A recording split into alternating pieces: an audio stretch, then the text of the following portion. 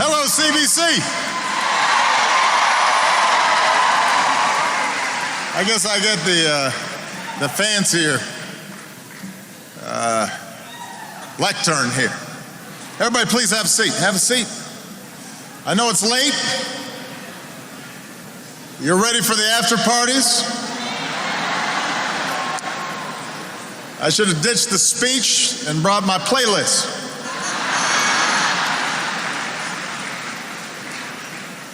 Everybody looks beautiful, handsome, wonderful. Thank you, Don, for that introduction. Thank you to the CBC Foundation. And thank you to the members of the CBC.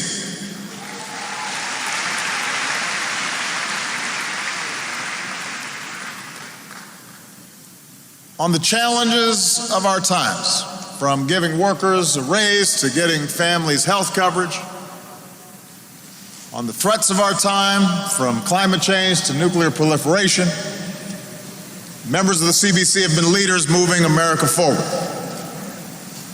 With your help, our businesses have created over 13 million new jobs. With your help, we've covered more than 16 million Americans with health insurance, many for the first time.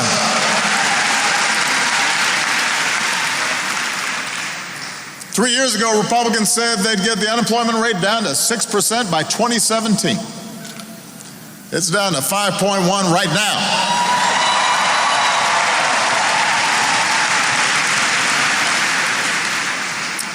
You didn't hear much about that in the debate on Wednesday night. Point is, though, none of this progress would have been possible without the CBC taking tough votes when it mattered most. Whatever I've accomplished, the CBC has been there.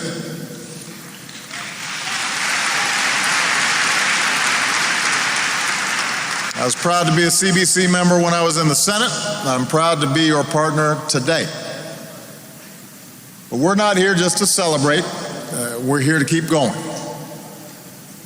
Because with the unemployment rate for African Americans still more than double than whites, with millions of families still working hard and still waiting to feel the recovery in their own lives, we know that the promise of this nation, where every single American, regardless of the circumstances in which they were born, regardless of what they look like, where they come from,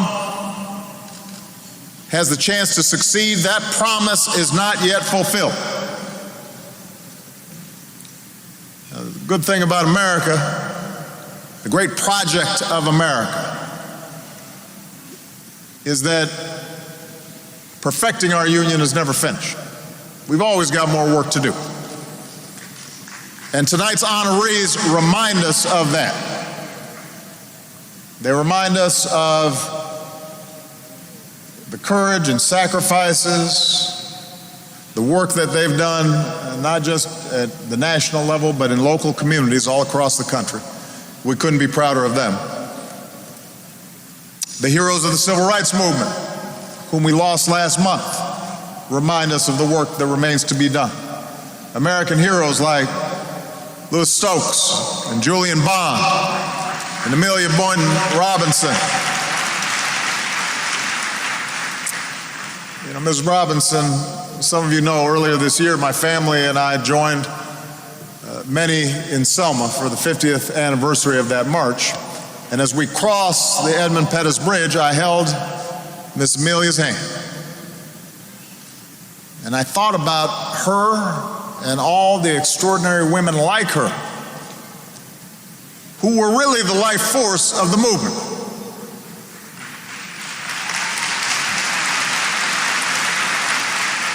Women were the foot soldiers. Women strategized boycotts.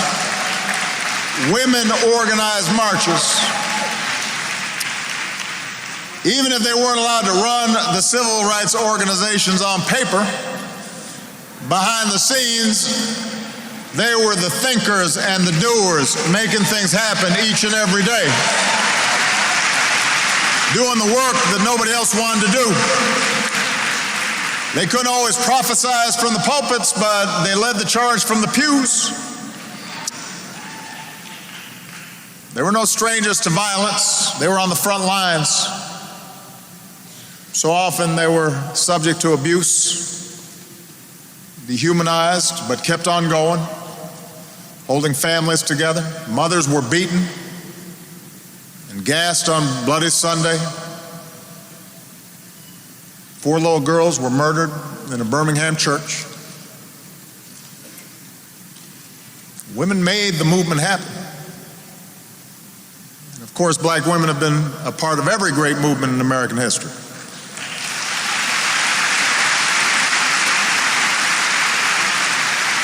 Even if they weren't always given a voice. They helped plan the March on Washington, but were almost entirely absent from the program. And when pressed, male organizers added a tribute highlighting 6 women, none of them who were asked to make a speech. And Daisy Bates introduced her fellow honorees in just 142 words that were written by a man. Of course, Marian Anderson and Mahalia Jackson sang, but in a 3-hour program, the men gave women just 142 words. That may sound familiar to some of the women in the room here tonight.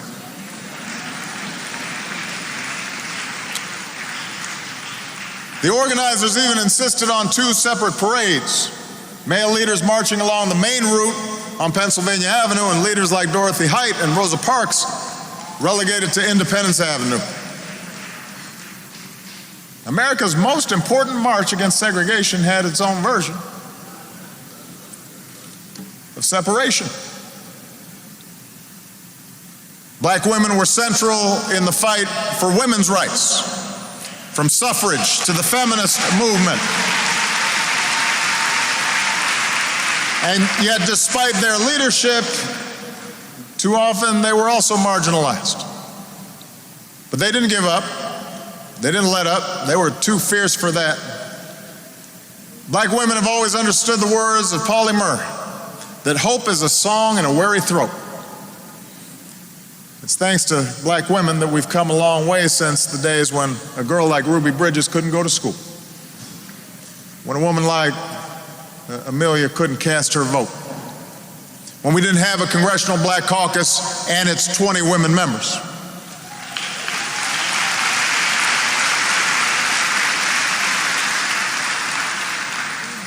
So I'm focusing on women tonight because I want to know how much we appreciate them, how much we admire them, how much we love them.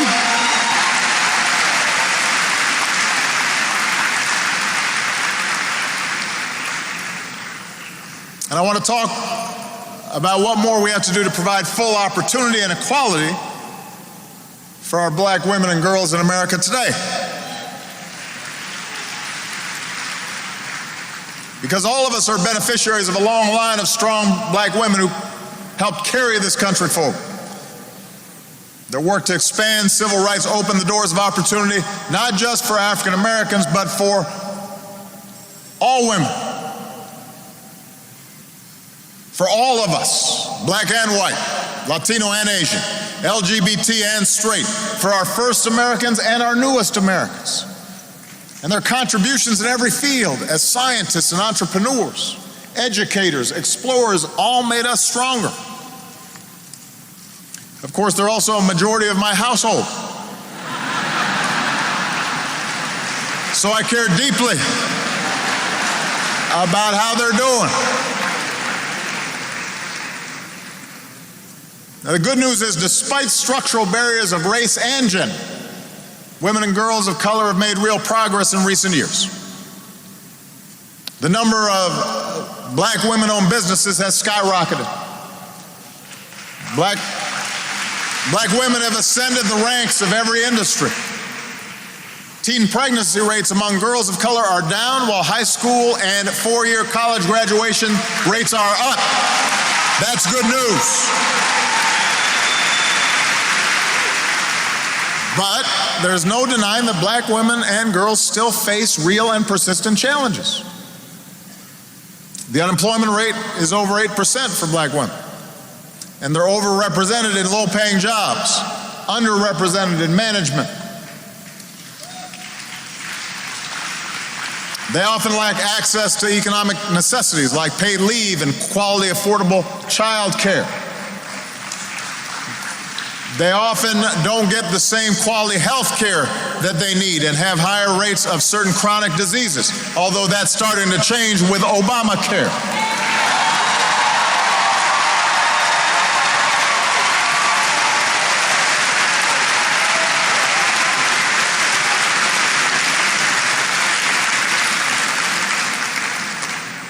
It's working, by the way, people, just in case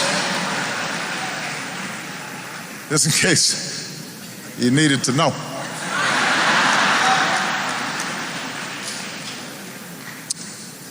And then there are some of the challenges that are harder to see and harder to talk about.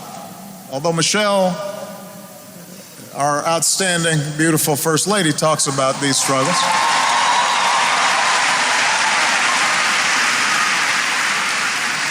Michelle will tell stories about when she was younger, people telling her she shouldn't aspire to go to the very best universities.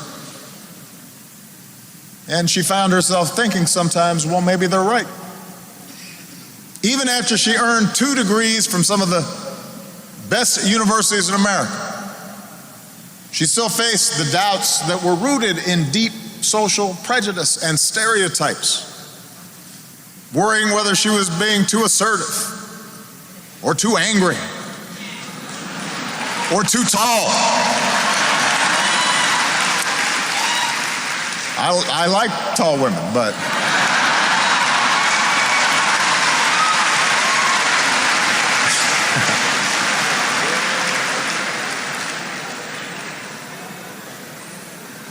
and those stereotypes and social pressures, they still affect our girls. So we all have to be louder than the voices that are telling our girls they're not good enough, that they've got to look a certain way, or they've got to act a certain way, or set their goals at a certain level. We've got to affirm their sense of self-worth and make them feel visible and beautiful and understood and loved. And I say this as a father who strives to do this at home, but I also say this as a citizen. This is not just about my family or yours, it's about who we are as a people, who we want to be, and how we can make sure that America is fulfilling its promise, because everybody's getting a chance, and everybody's told they're important, and everybody's given opportunity. And we got to do more than just say we care, or say we'd put a woman on a $10 bill, although that's a good idea. We got to make sure they're getting some $10 bills, that they're getting paid properly. We've got to let our actions do the talking. It is an affront to the very idea of America when certain segments of our population don't have access to the same opportunities as everybody else.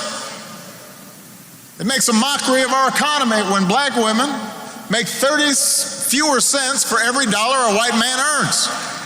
That adds up to thousands of dollars in missed income that determines whether a family can pay for a home, or pay for college for their kids, or save for retirement, or give their kids a better life. And that's not just a woman's issue, that's everybody's issue. I want Michelle getting paid at some point.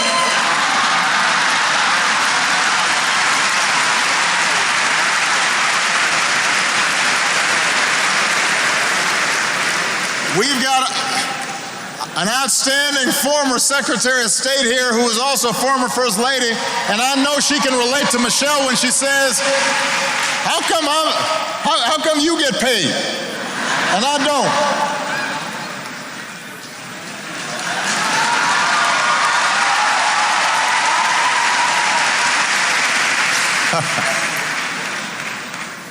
How'd that work?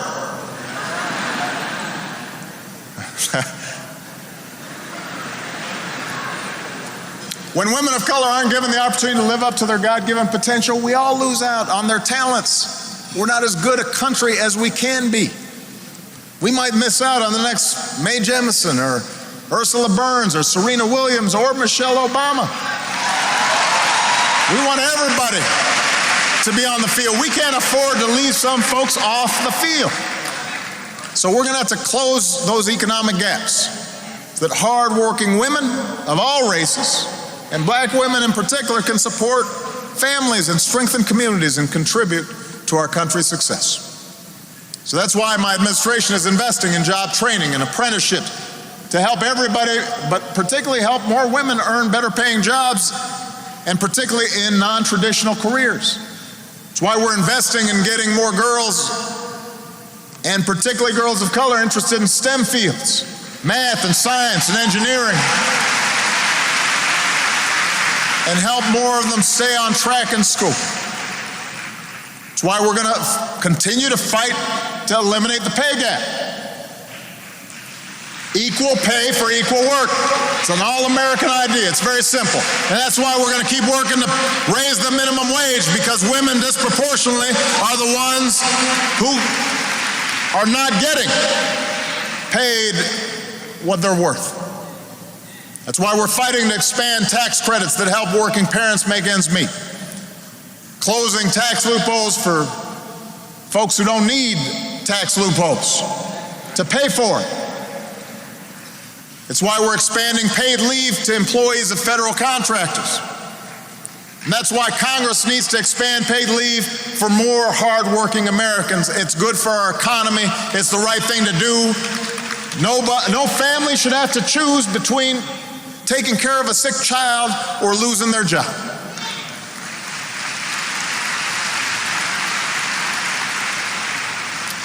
And just as an aside, what's not the right thing to do, what makes no sense at all, is Congress threatening to shut down the entire federal government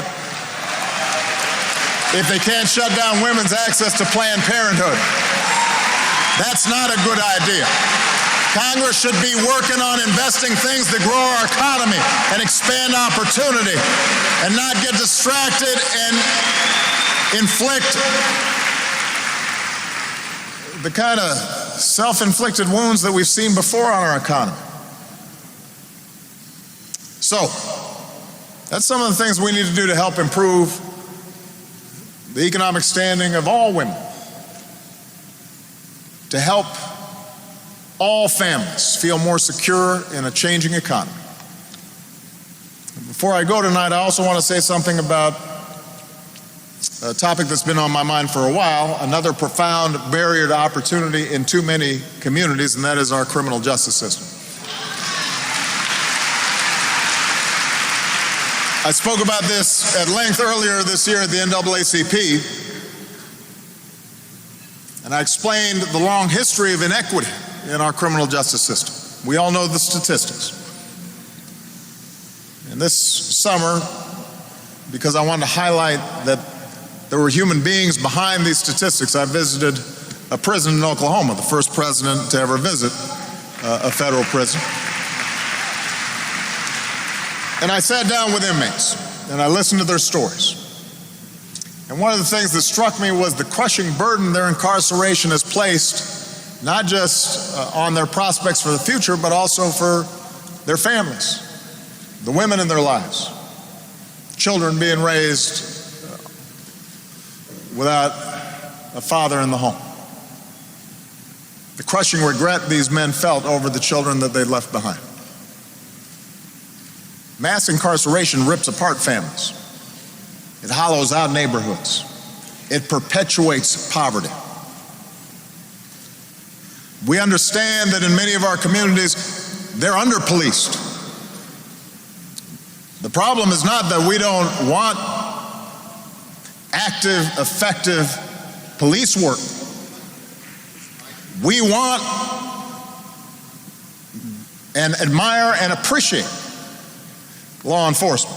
We want them in our communities. Crime hurts the African American community more than anybody, but we want to make sure that it's done well, and it's done right, and it's done fairly, and it's done smart. And that's why in the coming months, I'm going to be working with many in Congress and many in the CBC to try to make progress on reform legislation that addresses unjust sentencing laws. and encourages diversion and prevention programs, catches our young people early, and tries to put them on a better path, and then helps ex-offenders after they've done their time get on the right track. It's the right thing to do for America. And although in these discussions a lot of my focus has been on African American men and the work we're doing with My Brother's Keeper, we can't forget the impact that the system has on women as well. The incarceration rate for black women is twice as high as the rate for white women. Many women in prison, you come to discover, have been victims of homelessness and domestic violence, and in some cases human trafficking. They've got high rates of mental illness and substance abuse, and many have been sexually assaulted, both before they got to prison and then after they go to prison. And we don't often talk about how society treats black women and girls before they end up in prison. They're suspended at higher rates than white boys and all other girls. And while boys face the school to prison pipeline, a lot of girls are facing a more sinister sexual abuse to prison pipeline. Victims of early sexual abuse are more likely to fail in school, which can lead to sexual exploitation, which can lead to prison. So we're focusing on boys, but we're also investing in ways to change the odds for at-risk girls, to make sure that they are loved and valued, to give them a chance. And that's why we have to make a collective effort to address violence and abuse against women in all of our communities. In every community, on every campus, we've got to be very clear. Women who've been victims of rape or domestic abuse, who need help, should know that they can count on a society and on law enforcement to treat them with love and care and sensitivity and not skepticism. I want to repeat, because somehow this never shows up on Fox News. I want to repeat, because I've said it a lot, unwaveringly, all the time. Our law enforcement officers do outstanding work in an incredibly difficult and dangerous job. They put their lives on the line for our safety. We appreciate them and we love them. That's why my task force on 21st century policing made a set of recommendations that I want to see implemented to improve their safety, as well as to make sure that our criminal justice system is being applied fairly. Officers show uncommon bravery in our communities every single day. They deserve our respect. That includes women in law enforcement. We need more of you, by the way. We've got an outstanding Chief Law Enforcement Officer in our Attorney General, Loretta Lynch. We want all our young ladies to see what a great role model she is. So I just want to repeat, because somehow this never gets on the TV. There is no contradiction between us caring about our law enforcement officers and also making sure that our laws are applied fairly. Do not make this as an either-or proposition. This is a both-and proposition. We want to protect our police officers. We'll do a better job doing it if our communities can feel confident that they are being treated fairly. Hope I'm making that clear. Hope I'm making that clear. We need to make sure the laws are applied evenly. This is not a new problem.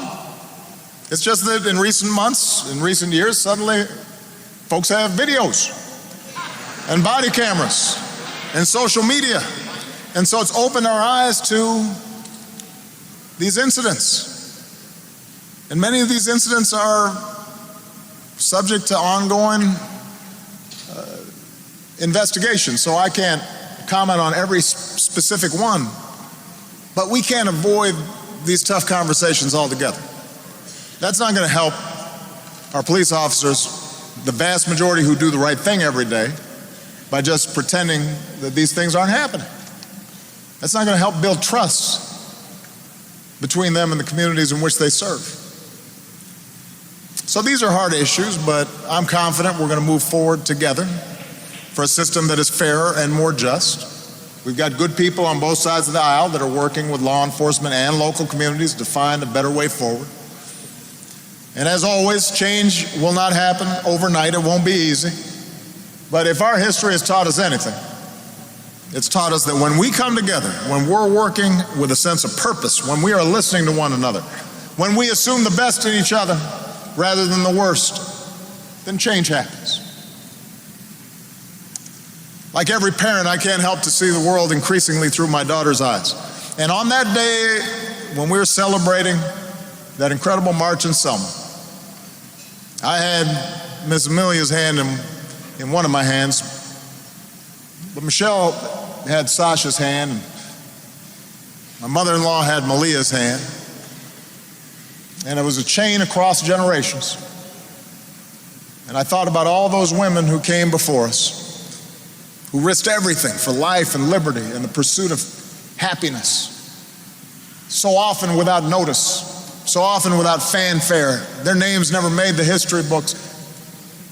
All those women who cleaned somebody else's house or looked after somebody else's children or did somebody else's laundry and then got home and did it again and then went to church and cooked, and then they were marching, and because of them, Michelle could cross that bridge, and because of them, they brought him along, and Malia and Sasha could cross that bridge, and that tells me that if we follow their example, we're going to cross more bridges in the future.